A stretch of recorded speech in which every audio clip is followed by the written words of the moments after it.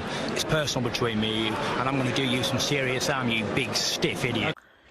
The untouchable True School Sports Empire proudly presents something the boxing game's been missing. Hey, what's going on? It's your boy BT, and I came here to talk some boxing with the thousands of True School Sports subscribers. All right, so the man is back. Just like Michael Jordan, he has returned to the sport of boxing by, a pretty damn short retirement. None of us really thought that Tio was retired. He was retired for like 2 months, and now he's declared that he's back, and so it's probably the second shortest retirement in boxing. The only retirement that was shorter than Tia's retirement was my retirement in 2021. My 1 week retirement from boxing. If you guys remember in the summer of 2021, that's the only retirement that was in boxing that was shorter than Tio's. But he's back, and let me get you guys up to speed with why he's back, how it came about, and the whole situation with him and Devin the Dream Haney. Now, the WBO had announced on July 12th that pretty much that the belt was going to be vacant unless Teofimo Lopez responded in writing via a letter to the WBO that he's going to continue to fight. And so he had about a day to make a decision, and they already had their matchup. They had their matchup already lined up for the WBO title. And that was, between Jose Ramirez and Honor Barbosa, two of the top contenders. And, Barbosa and Ramirez, they both share a promoter and a manager in Top Rank and Rick Morrigan. So that's what was going to happen, right? Factor this in. Devin Haney, he tried to get in on the action, and he tried to pretty much that he wanted to whip and weight and challenge for the belt. And mind you, he is undisputed champion, meaning that he has a WBO belt, and the WBO rules state that if a champion from a small weight class of their governing body, if they move up in weight, they can go and get and request an immediate title shot, as they would become automatic mandatory challenger. Now, upon Devin Haney's request to fight for the title, they declined his request. And pretty much, Teofimo Lopez blocked everything. Devin Haney was trying to get in on fight Honor Barbosa or Jose Ramirez, and Teofimo Lopez said, "Negative, sir, that's not happening." Teofimo Lopez, early in the wee hours of the morning, came out of retirement, and he started firing hella shots at Devin Haney. Here's what Teofimo Lopez said. He says, "I came out of retirement, I guess, because the next move was for Devin Haney to fight sorry-ass Honor Barbosa for my WBO title at 140. F that. I'm tired of helping this kid become something that he's not, and that's not a champion. He's not a real champion." And then, he pretty much calls out Devin Haney and said, "Look, since you were so quick to jump in and fight for my title, why don't we make a fight happen?" And then he starts talking A-side, B-side stuff. So, it is what it is. It is what it is. But listen, I never thought for a second that Tio was gonna retire, although I thought he should have.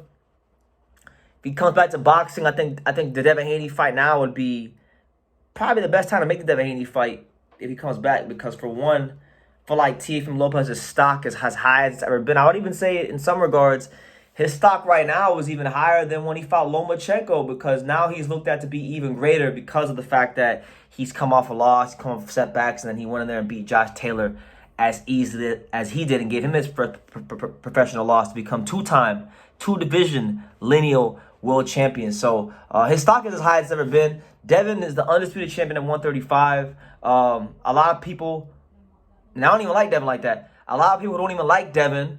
They're kind of siding with him because Shakur Stevenson was on some BS. So I feel like right now it makes the most sense for this fight to happen, and I like this fight to happen because for a couple of reasons. All right. Number one, like Devin Haney, I feel like when he goes to 140, he's gonna have a lot more, or not a lot more, but more punch power. His body will fill out. He will be a better fighter, a stronger fighter, at 140. Like I was saying, Devin will be a stronger fighter at 140. But I also feel like, stylistically speaking, Teofimo Lopez just from what I know about him, and you know, he's always kind of struggled with boxers, guys that can box and move real well. He can box and move real well too. You know, we saw, as his dad would say, we saw the slick boxer Gordo come back, but I just think it's a really good fight. I think right now it makes a lot of sense, but they gotta negotiate. They gotta, as Bill Haney would say, they gotta sit down at the table, talk like bosses. Bosses talk to bosses. You know how Bill Haney talks, and they gotta negotiate something, because this for all intents and purposes is the biggest fight that I think could possibly be made at 140 pounds right now. And it's an easy fight to make too, right? Because a lot of times in boxing, we have the whole this side of the street, that side of the street, the cross-promotional politics that come with boxing and making big fights happen. We don't got that here. Devin, top rank. Teo, top rank. It's easy to put together. So, yeah, man, make it happen. Why not? Teofimo Lopez is back. This is like when Michael Jordan came back. This is like when freaking Mario Lemieux came back to hockey, you know? Teo's back, although he never really left, so I guess that's cool. And last thing, and I'll end the video on this note. Teofimo Lopez mentioned the fact that his dad, Teo Sr., you know, the Nostradamus, he stated that, you know, he kind of makes things harder on Teo's career because of him speaking out. Because, you know, he did tell Bill Haney before the Taylor fight that they'd fight Devin for $20 million, which I don't think that's feasible. I don't think $20 million for Teo in a Devin Haney fight is feasible. But what do I know? I'm just a kid from Dania with some flamingo painting on his wall. I don't know anything about the boxing business, but from where I sit, I don't think $20 million is feasible for Teofimo Lopez in that particular fight. And Teo kind of expressed that, hey, my dad may have said these things, but I didn't say these things. Therefore, you can't take everything he says 100%, you know, as the gospel, because, you know, at the end of the day, I'm my own man, and I'm taking care of my own career. So you know, Teofimo Lopez trying to really just step out and really, you know, make sure he makes the fight happen, because Teofimo Lopez, I think, will fight Devin Haney. Why wouldn't he fight Devin Haney? I feel like Devin, although Devin is a good boxer, Devin's punching power and, you know, things like that, it's not going to really worry Teo. I feel like the things that he lacks or hasn't shown in fights will be enough for Teo to sign the contract. But I feel like Devin's length, Devin's boxing ability could definitely spell a lot of trouble for Teofimo Lopez. So it should be a good fight. Hopefully it does happen. As for Honor Barbosa and Jose Ramirez, they should still fight, because, you know, they have the same manager. You know, Rick Marigan need to put it together. Rick Marigan's always talking about making deals and all this stuff. Why don't Rick Marigan put on one of those Fresno extravaganzas and put Honor Barbosa versus Jose Ramirez, and the winner could become mandatory challenger for the winner of this fight if this fight happens, you know? But that's my take on the matter.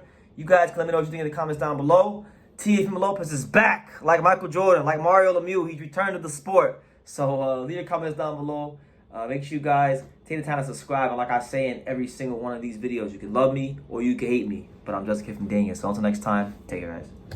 Thank you for watching another video on the untouchable True School Sports Empire. We're here at the Hatanaka Boxing Gym in Nagoya, Japan. And for more great videos just like this one, make sure you guys click right here.